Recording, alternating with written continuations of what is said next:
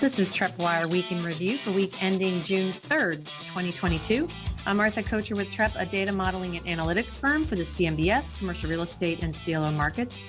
I'm with Manus Clancy, Senior Managing Director, and Lonnie Henry, Head of CRE and Advisory Services. This week, bearish comments from JP Morgan's Jamie Dimon as investors digest a fresh round of economic data pointing to a tight labor market and persistent inflation. April manufacturing activity unexpectedly grew. Private payrolls last month had the lowest gains since the pandemic started. Last month's home prices were 20% higher than March, and mortgage demand fell to the lowest level since 2018. Manus, we've seen choppiness in the markets as worries about uncertainty seem to continue, and the worry is that the Fed's not going to be able to get in front of this inflation problem. Well, the week started out pretty well, didn't it, right? Or at least it ended last week great since we did our last podcast. Saw several days of really powerful rallies late last week. Over the weekend, we did see one of the Fed governors come out and say the Fed would take a very aggressive posture in fighting inflation. That seemed to taper down some of the enthusiasm from earlier this week. I was watching CNBC this morning. It appears that there's almost unanimity. I think it's in the high 90% range that we will see 50 basis point rate hikes this month and next month, so 100 basis points in total by the end of July. And then I think they're handicapping a 67% likelihood of another 50 basis points in August. So the Fed certainly seems to be talking a game which says we're going to wrestle this to the ground. Janet Yellen yesterday, Treasury Secretary, said that the Fed had underestimated the stickiness of inflation. So it does seem like those in Washington are taking this seriously. On the economic data front, we did see some positive prints. Chicago PMI earlier this week, better than expected. National PMI a day later, also better than expected.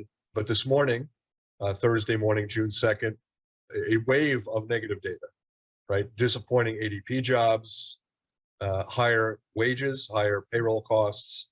And then just shortly before we came on air, which I will footnote in a moment, Microsoft lowered their Q4 forecast. So some good news, some bad news in there. The market seems to be reacting accordingly with neither surges this week nor huge sell-offs. And I think that's appropriate for a market that is very much in flux. Yeah, it was interesting, Manus. Martha alluded to this on the intro. Jamie Dimon put on his meteorologist hat this week and was quoted as saying investors should prepare for an economic hurricane. We don't know if it's a minor one or Superstorm Sandy. You better brace yourself. So it was interesting. We've talked about this the last couple of months that he's kind of been straddling the fence a little bit.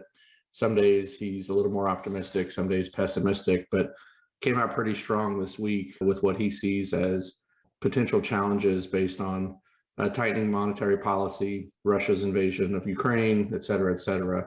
We did see, though, on Market Watch, CNBC, there was another JP Morgan analyst. This is a quantitative analyst on Wall Street, indicated yesterday that stocks could see a torrid rebound during the latter half of 2022. So it seems like there's a little bit of difference of opinion on maybe where we're at. James Bullard, we've talked about him, St. Louis Fed Reserve Bank president, still saying that the macroeconomic situation is straining the Fed's credibility with respect to its inflation target. He's adamant. I was at a presentation in Memphis on Wednesday that the Fed has to follow through to ratify the forward guidance.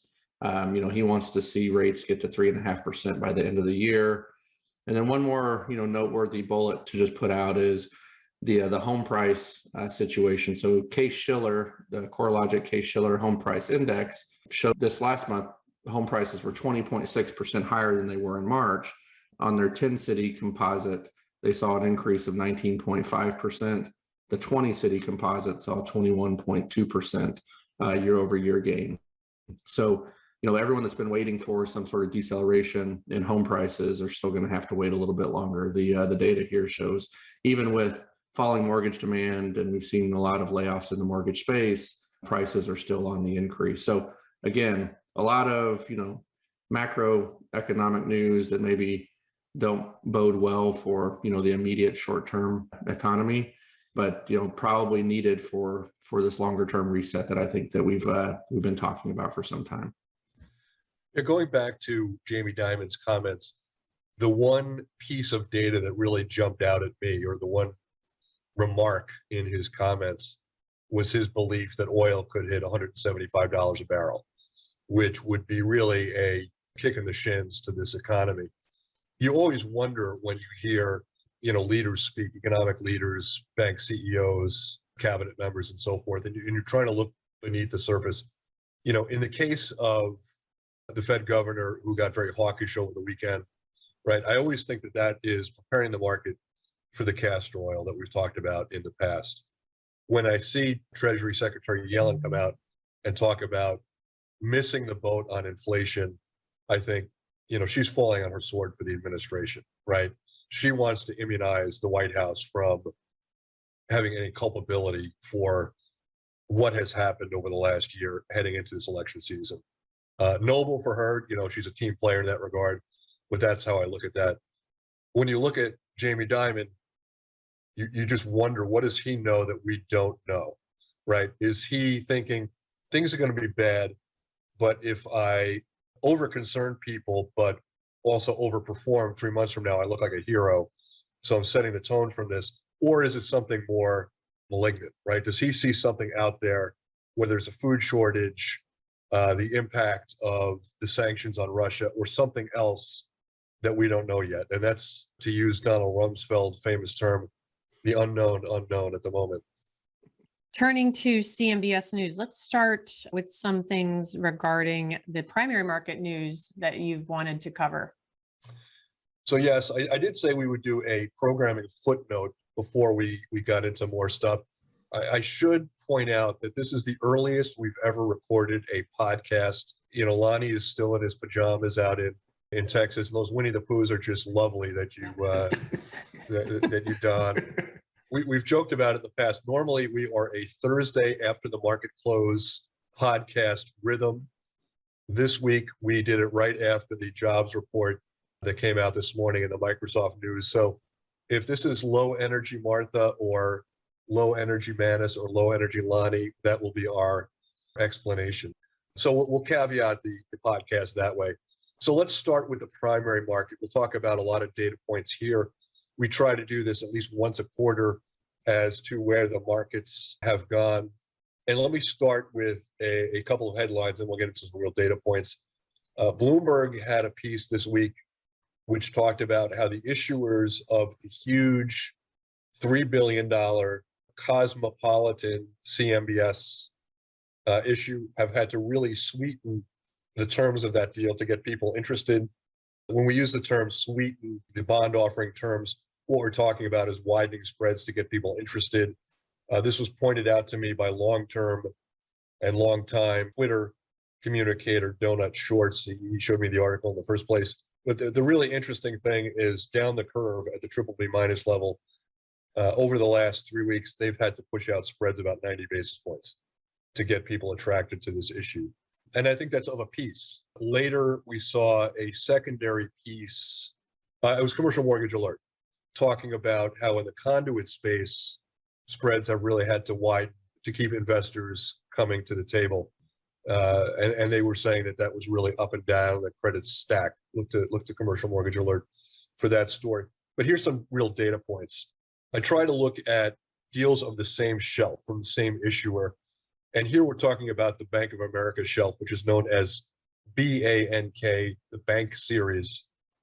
Their most recent spreads on a deal that priced the third week of May, the long AAA bond sold at 158 basis points over the swap curve.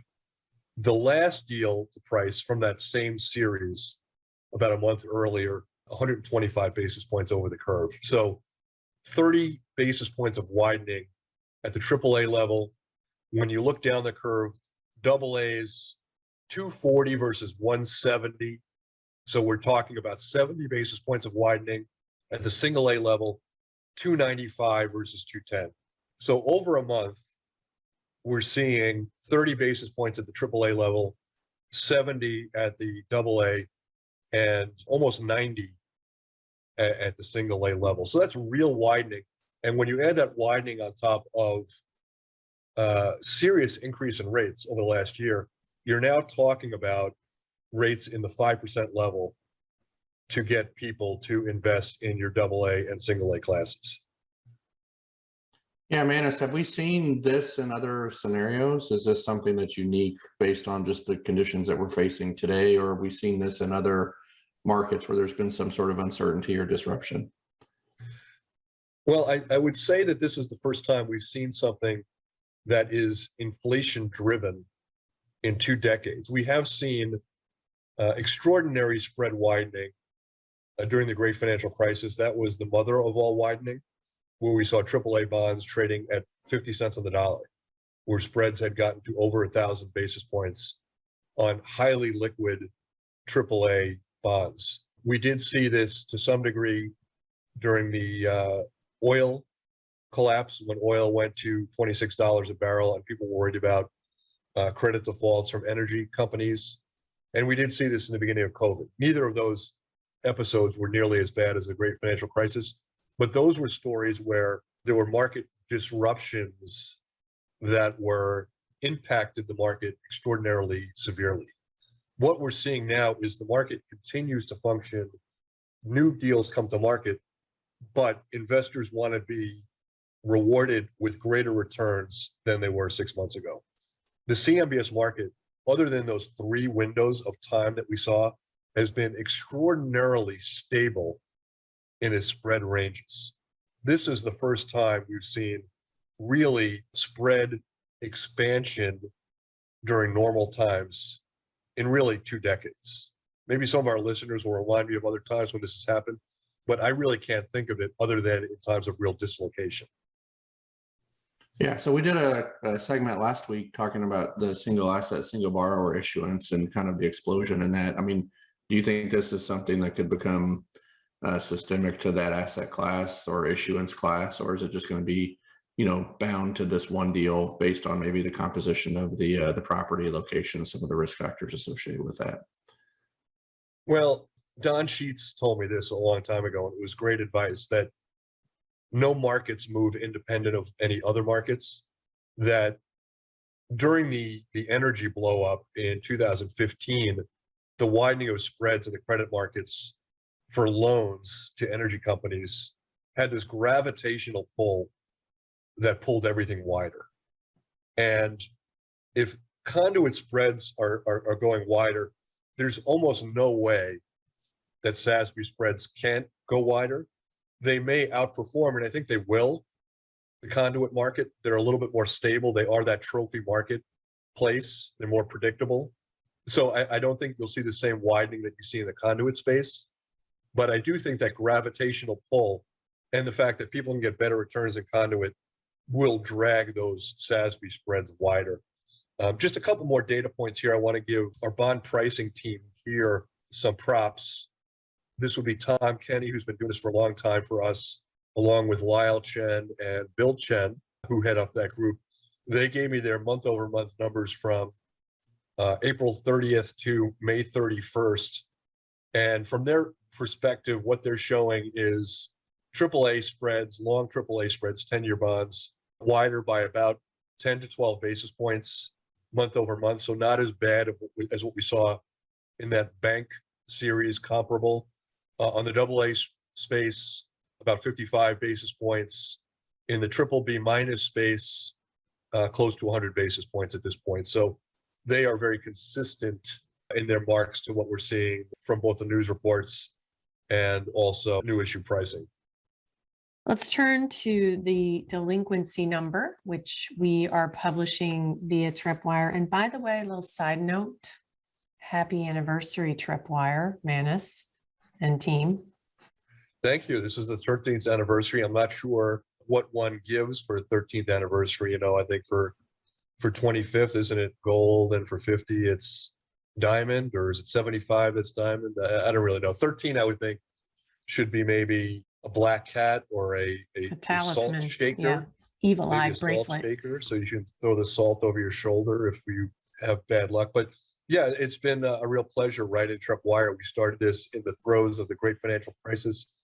And I was looking at some numbers last night. I think we're at about somewhere between 12 and 15,000 credit stories over the last 13 years. And I think about 3,500 market updates that we've done at 6:30 every morning. Turning to the delinquency numbers, another really nice improvement in the delinquency rate. The headline rate fell 37 basis points. It's now 3.14%, down from 3.51%. A year ago, the rate was almost double what it is now at 6.16%. I think it's now 22 out of the last 23 months we've seen improvement. So real wonderful numbers. A little inside baseball. Our headline number is made up of all of our CMBS loans. So it does include a smattering of loans that were made before the great financial crisis. That set continues to dwindle every month. If we were to remove that set altogether and look at only CMBS 2.0, 3.0 loans, the delinquency rate fell below 3% this month. Just a wonderful improvement for that market. I think more than any of us could have ever expected during the height of the COVID-19 pandemic. A couple property by property specific numbers. Lodging fell below 6% this month, 5.83 as of May, 100 basis points lower in the last 2 months, a function of more and more and more loans curing. You might recall that hotel delinquencies hit 25% during the summer of 2020. In the retail, another nice improvement. It fell below 7%. It is also down close to 100 basis points over the last 2 months. And there, what we're seeing is some of those loans in CMBS purgatory starting to slowly but surely get squeezed out of the system by way of curing or loan modifications. Yeah, it's good to see the lodging sector to continue its continued improvement. I mean, down below 6%. That's not too far above historical norms. I mean, it's still significantly higher, but it's nothing compared to what it was. The one thing that I keep my eye on as we kind of go through this month over month, man, this is the office number. I keep thinking that we're going to see that start to tick up, and we haven't. If you look at the last 3 months, it's hovered right around 1.6, 1.7%. So for all the discussion around work from home and all the stuff that even we've put out related to, potential challenges in the office market, we're not seeing that translate, at least to this point, in terms of delinquency at the asset level. Yeah, Martha referred to this in the open, how there'll be winners and losers in this space. And some of the losers will come from those cities with the long commutes, right? New York, Chicago, long. And I would add expensive commutes. I think a commuter railroad ticket in New York runs about $300 now per month.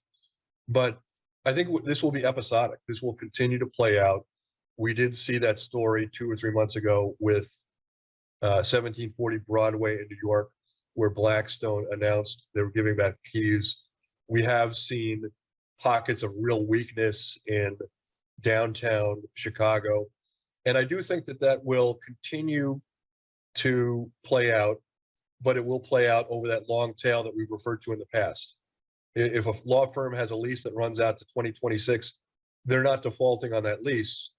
But in 2025, that notice may come, which is either we are not renewing or, we want to take 40% less space than we took before. And I do think that in those upper Midwest and cold and expensive places, we will see episodic defaults over time. You'll get there, Lonnie. You'll get your office distressed before all is said and done. Let's dig into some of the property sectors that have some news to report. Let's start with retail. There was an interesting story. We were just talking about how retail has bounced back. And Lonnie, given that you're in Texas, probably better than anyone can talk to us about the opportunities in Texas, especially with food and beverage retail owners there. Yeah, so we spent a lot of time talking about the winners and losers across different asset classes. And here in Texas, we've had such an influx of net in-migration. I mean, there's been so many people move here. There's definitely been some clear segments of the market that have been winners. And I think food and beverage, restaurant owner-operator space in Texas has been one of the benefactors there. So there was an article in RE Business online this week that actually highlighted some of the impacts to that food and beverage marketplace here in Texas. And as across DFW, Austin, and Houston were the three cities that were noted in the article. But basically, Class B, Class C product on the market is almost non-existent. Restaurants that closed right during the pandemic or at the onset of the pandemic have all been, backfilled with secondary users, and there's been a lot of downstream implications. So one of the quotes from the article, Austin specific, said, "We typically have annual turnover of 60 to 80 restaurants per year, not just going out of business, but leases expiring or voluntarily deciding to close. However, now, a few months into COVID, 65 had closed. 180 days later, there was an all-time low supply of second generation space. Immediate bounce back for those, spaces to be backfilled is kind of unprecedented." So some of the downstream impacts that they've seen is increased time in lease negotiations. So a lot of architects are not taking on new clients because they're overwhelmed or understaffed, which just increases the friction to get a deal done. So in this case, typical lease negotiations, 4 to 6 months, maybe now are 6 to 8 months. Landlords are facing the brunt of increased tenant improvement costs and challenges related to getting materials to build out spaces. And so typical TIs that were $30 to $35 a square foot pre-pandemic won't cut what this market requires. And so, there's been some challenges there. And then obviously this is not F&B specific, but labor costs are very real. So operators are increasing weekly wages, offering sign-on bonuses and retention bonuses for employees that stay. It used to be 12 months. Now they're, getting retention bonuses if you've been there 3 months or longer. So it's a very interesting time. If you read, there's some other stuff out there. A lot of chain restaurants have targeted, Texas, Florida, and a few other markets to where they're really landing and expanding. So good news for the retail sector, even though it was the highest delinquency percentage on our delinquency tracker that we just talked about. For this particular subset of retail, Texas has really been a green spot for the marketplace. So Lonnie, what is your go-to casual dining and what's your go-to fast food now that you've given us that update? What is the where are the Hendrys, where will you find them on a Friday night? Yeah, so on the fast food side, like, you can't be a Texan if your fast food go-to isn't Whataburger. So Whataburger is definitely the fast food go-to, even when it's like 30 minutes in the drive-through line. So it's kind of a misnomer because it's not really fast food because they don't make it till you order it, and everyone in the Whataburger line likes to customize, which they allow you to put whatever you want on every burger, which for me is not a plus because I get mine meat and cheese only, plain and dry. As you guys know, I'm pretty much a plain vanilla and usually order off the kids menu. So added flexibility is not a bonus for me. But Whataburger kind of on the fast food side. Casual dining, I don't know. I'm not really, I don't know, maybe Chili's, something like that, which is not great. So I'm not the best person to talk to about, eating habits. In fact, you mentioned my Winnie the Pooh PJs here, Manus. They're actually about 2 sizes too small because I eat so poorly. And this morning, since we were doing the podcast early, I was going to get up and do some push-ups. And I did about 3, and then I couldn't stand up because my arms were jello. So, yeah, I'm probably not the best to talk about food or exercise at this point. Maybe we can get Haley to hit up Whataburger for a 30-second sponsorship now that Lonnie has given like the real blessing there. I think we just gave them one. Well, hey, listen, one more shout out to the Whataburger fam out there. Like my middle son for his birthday last year, I had a Whataburger themed party for him. Like, I got the Whataburger beach towels and the Whataburger swim trunks. So we're pretty hardcore around here. Wow. All right. We have a couple credit stories in retail. So we'll run through these quickly. We mentioned a second ago about some of these loans in CMBS purgatory coming to maybe a point where they get resolved. The first one, we put out a trading alert this morning. The Grease Ridge Center, which I believe is in upstate New York, this backs a $62 million loan that has been in purgatory for quite some time. Recent special servicer notes indicate that a modification has been agreed to. The details have not come out in full. We're trying to obtain them, but the comments do point to the fact that a loan extension and an AB note split will be part of the new terms. Why is this meaningful? Well, this particular loan makes up 70% of the collateral behind a 2010 CMBS deal, and that deal will have its cash flows change dramatically if this loan is extended and an A/B note split comes to pass. This property was valued at $147 million in 2010. It was been lowered twice since then, most recently to $45 million. So about $17 million in negative equity here, and yet the borrower is still looking to try to hold on to this thing. So that is one loan that could get resolved soon. A second one, this is the mall at Turtle Creek.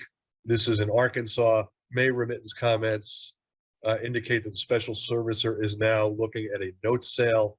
In the past, the special servicer had been looking to foreclose on the asset first. So this is another asset that could see a near-term resolution. The property backs about $60 million in $63 million in CMBS debt across 2002, 2016 deals. Both are part of CMBX 10. And then lastly, a quick hit. There were news reports this week that up to 100 Sears hometown stores are slated for closure. Sears hometown is not the department store side of Sears. There are very few Sears department stores left. I think it's under 30 at this point. Sears hometown was a spin-off where franchisees could take on the Sears name and sell appliances and other things through a licensing agreement with Sears. Now it turns out that 100 of these things will be closing. They tend to be located in really rural, small towns. The stores are usually less than 15,000 feet, if not even smaller, sometimes 8 to 10,000 square feet. And many of these will go by the wayside very soon. So a couple of them touch CMBS, but only very small exposures in terms of loan size. Yeah, I've actually shopped at some Sears hometown stores, man. They were kind of like the Ace Hardware of the home store. So if you needed some crazy fitting for your washing machine or whatever, you could go to the Sears hometown and get it. So it's, they definitely served a little niche in the market. It'll be interesting to see how the market reacts. Small footprint. In fact, the one that I used to go to was in a shopping center. So, not a very large footprint at all. So on the Arkansas mall loan, it looks like they hadn't made a payment on this property in over a year and basically been delinquent for the last 2 years. So we'll see how successful they are with the note sale in that deal. There's been no activity there for some time. Let's turn to office. We talked a little bit about it at the beginning, the Elon Musk memo that hit the Twitterverse pretty hard, where he said, you got to come to work or else. And it kind of reopened this whole debate about whether we need to be in the office or we can work remotely. And it's taken up a few cycles where people are debating that once again. There's no mincing of words here. He says remote work is no longer acceptable. Anyone who wishes to do remote work must be in the office for a minimum of 40 hours per week or depart Tesla. And then the last one here, people that think going to work is an antiquated concept should pretend to work somewhere else. So I don't think it's a very black and white approach to work from home from Elon Musk and the Tesla crew. Well, it reminds me of two things. Back in the day when investment bankers used to work 90 hours a week, Merrill Lynch, it was probably the analyst who created these shirts. I'm sure that corporate would not give these out, but there was one that said, it's not just a job, it's two, right? To take off on the old Marines, it's not just a job, it's an adventure line. And the other was, if you're not willing to come to work on Saturday, don't show up for work on Sunday, right? That was their mantra there too. So It's heartwarming. what's your take on this, Martha? Well, I think when we were talking about this, we have to point out that they are a manufacturing firm, right? So, I suppose it's different if you're a knowledge worker and can work wherever because you can be on a computer and still get your work done. But there's something to be said for innovation, manufacturing industry where people have to gather and collaborate and design things and build things. So, it's a message that obviously some people didn't welcome. But in some industries, I think it's a message that needed to be said. You mentioned, Manus, the discussion in the Wall Street Journal this week that looked at analysis with Castle Systems. You know, the battle of getting the worker back is they just don't want the long commute at this point. They're willing to go back and they want to go back. But if they got to be on a train for an hour and a half to 2 hours, that doesn't sound very compelling. I just think that people's eyes were open these last 2 years. I think that nobody really did the math, right? Days are 24 hours long. And if you're on that train for an hour each way, right, 1/12 of your day and 1/8 of your waking time is spent on that train. And I think that once people realized that, and it really came home to roost, I think that really changed the way people thought about this. And it's the reason I am moderately bearish on the office market in certain cities, because I do think that getting people to come back 5 days a week is really a non-starter at most places other than maybe trading firms. And there was an interesting story again from Commercial Mortgage Alert last week about Twitter's headquarters in San Francisco. We've written about that headquarters a couple times. The leases are not super long out there. Some end in 2026, some end in 2028.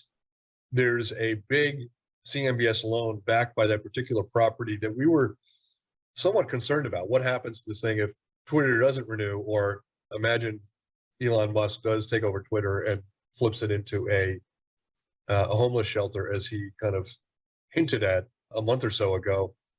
But Commercial Mortgage Alert was reporting that the owners of that property are looking to refinance the loan at a value that is considerably higher than the value that it was 5 years ago. So none of this apparently is impacting the value of that particular San Francisco downtown trophy office. So we'll see if they get the kind of valuation that they were looking for in that article. And by the way, look to CMA for some of these stories. They're a terrific publication. Other office stories we saw this week, there's some green shoots and some crabgrass in there. I'll start with the green shoots. We did see a report this morning that Regions in Atlanta had re-upped for 100,000 square feet in that town at the Regions Center at 1180 Peachtree, if I'm not mistaken. That's a sizable building in downtown Atlanta.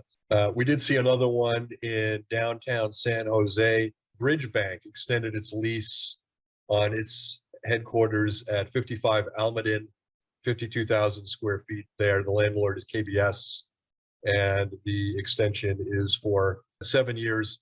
That is from the Real Deal, and the piece says San Jose has seen a stubbornly high vacancy rate. So good news and some green shoots for that particular area. Turning to crabgrass, more crabgrass than we'd like. In Raleigh, Durham, Axios put out a piece last week talking about how vacant office space in that area has really swelled. They talked about 6 or 7 particular entities that are giving back space there. I always see Raleigh, Durham as a real outlier on the positive side in terms of absorption, especially in life science.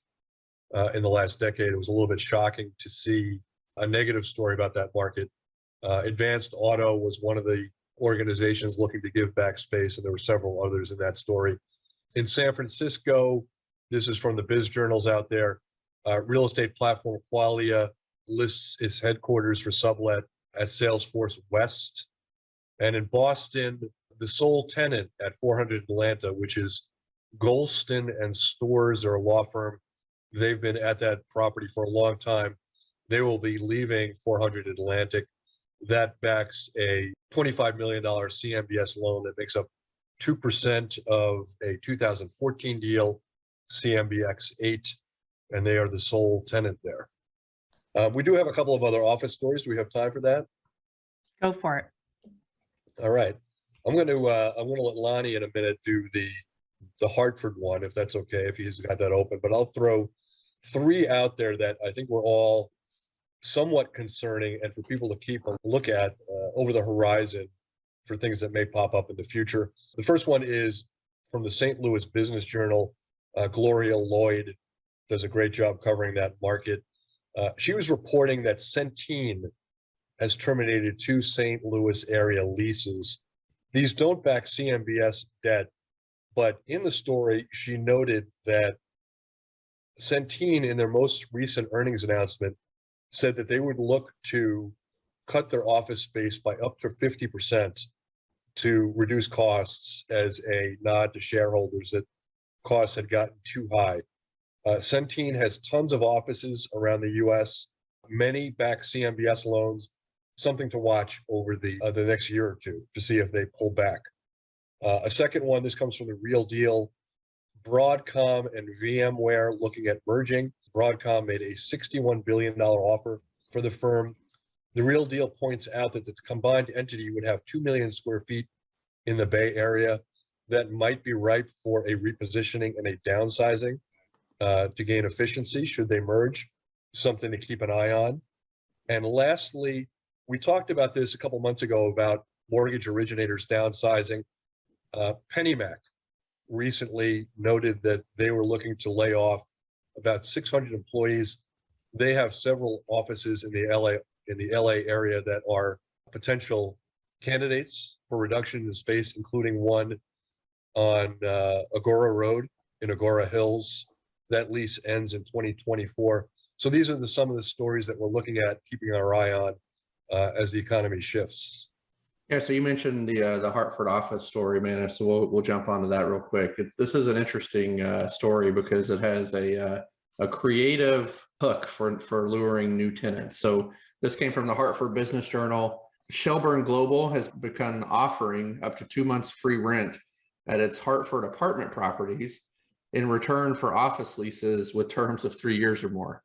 So basically, if you lease some office space from them, they'll give you 2 months free rent in one of their apartment communities if you sign a lease there. So these incentives will kick in on leases as small as 5,000 square foot.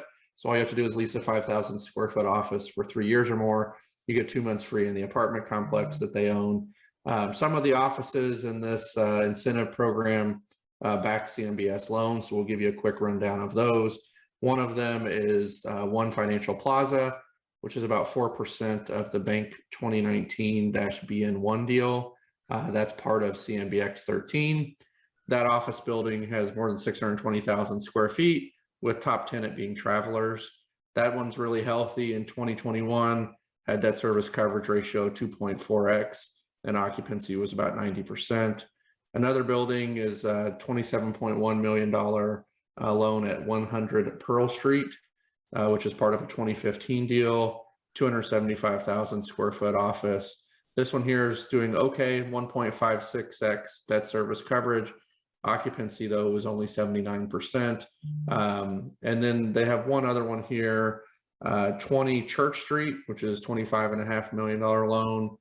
This one here is about 420,000 square foot, had 1.67 debt service coverage ratio, and that one was 60 days delinquent as of June. So, you know, Hartford coming into the office market with some new incentives. I can say from my days back when I was a young lad in the CRE space, leasing apartments and managing apartment communities, you know, we were not shy about doing some leasing incentives. So do a 12-month lease and you get you know, at that time, like a 32-inch TV, which was a really big deal. One time we actually gave away a cruise to one of our tenants. So, you know, interesting, but I've never seen an office landlord offering free apartment rent in exchange for a new lease. So maybe this is the start of a new trend. Well, I'll throw this out to you guys. This is in the what would you do for a Klondike bar category. What would you do for 2 months of free rent in Northeast City? My son wants the latest Apple iPhone. Have you seen how much those are? How much those go for now? It's like $1,000. Yeah, if you get the large memory one, they're about $2,000. So how about that? Could I get that? There you go. I just go to Simon, our CFO, and you know, kind of cut a deal there. So you just need to get a small office a few blocks away in Hartford, right? And instead of offering, you know, getting that apartment there, you get an iPhone out of it.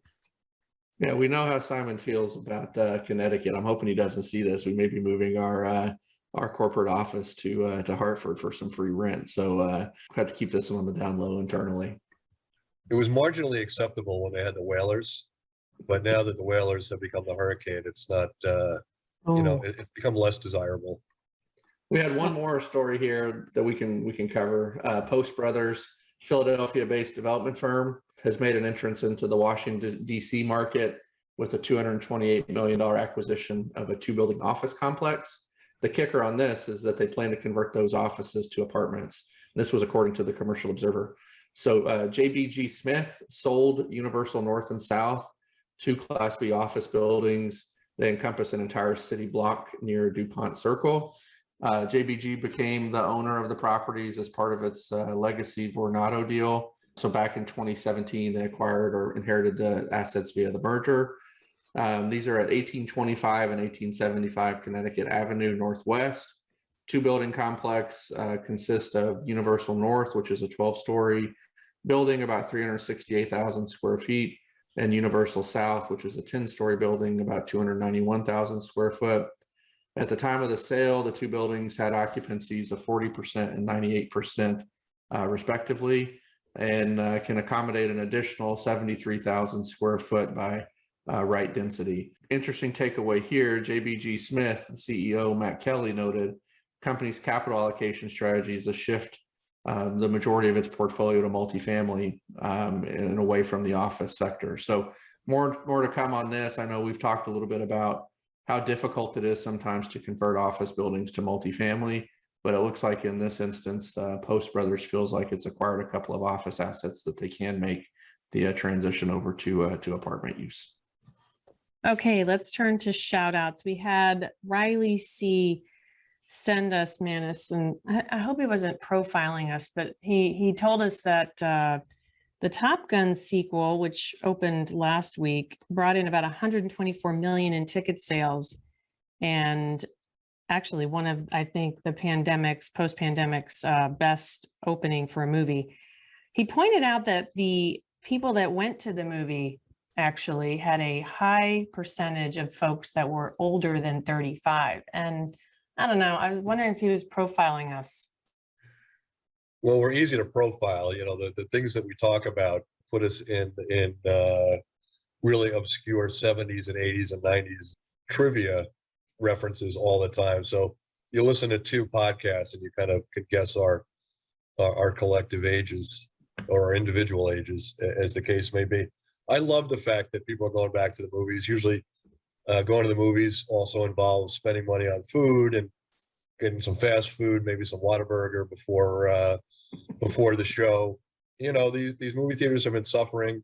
They are anchors for, you know, bigger properties as well. You know, retail landlords have been hurting for the last 2 years. So, you know, I think that it's a wonderful green shoot. I hope to get to see the movie. I also want to see Doctor Strange and a few other things. You know, my kids always tease me that, you know, I'm the ultimate movie crier. Like even things that you would think that shouldn't possibly make you cry make me get all weepy at the end. So I got to see if Top Gun makes me cry. Oh, yeah, that harkens me back to my wee years. Anne L., who is our friend over in London, is celebrating the Queen's Jubilee this week. But the reason she reached out to us is she had some name suggestions for Lonnie's startup, and I thought they were rather clever. We might have to trademark these. Debt Default and Beyond, Rating Rabbit, Wrap and Rent Roll, Underwriting Uncovered, and Dicey Dodgy DSCR. That's cute. Like it. Rachel B. from Tampa is a loyal listener and says we have the most interesting Siri podcast out there. I'm not sure what sample set we're being selected from. That's interesting. And she might be providing us some market color in an upcoming pod. And one of our newest fans, Michael C., was interested, Haley, if we were going to drop this pod tonight for the evening commute. We also had one from Joel who referenced Lonnie's speaking of me in a bathing suit a couple of episodes ago. And he said, you know, he can't unthink that image anymore. So please no more references of that type anymore. Let's stick to golfing images. That comes from Joel as well. And I mentioned Donut Shorts before, reached out to us several times with some great stories, and thank you for that. And a programming note, CREFC June 2022. We will be there, and we have a couple booths 2 and 2B. 2 or 2B. I kind of want to quote a very famous writer there. We'll also be in meeting room 1010, which happens to be on the 10th floor. I know, surprising. We're also going to be presenting at the Portfolio Lenders Survey panel and hosting some live interviews for the pod. We'll be walking around trying to get folks to give us some ideas of what they think is going to happen in the coming months. But if you've got any questions, you could shoot us an email in advance. So for those that have never been there before, this is a semi-annual event. It's at the Marriott Marquis in New York. We will be there with T-shirts. Martha and I will be there. Lonnie, you going to be there? Yeah, not decided at this point. I'm in New York the week before, so it's going to be a tough back-to-back if I make it. But sounds really interesting. It's making me want to be there. So we'll see what we can do about that. So this is for predominantly CMBS types, commercial real estate borrowers, lenders, issuers, and so forth. They've been doing this for, I guess, 25 years or so. It's a good conference. They do the January one in Miami. And if you do attend this, by all means, come by our booth and we could talk Allman Brothers, New York Rangers hockey, fast food options, anything else you want to cover is on the table. And with that, we'll close. Thanks to our producer, Haley Keene. Join us next week as we look at what's happened during the week and how it may be impacting you. If you have a question or a comment, send your email to podcast@trepp.com and subscribe to the podcast with your favorite provider. Thanks for listening and stay well. All right.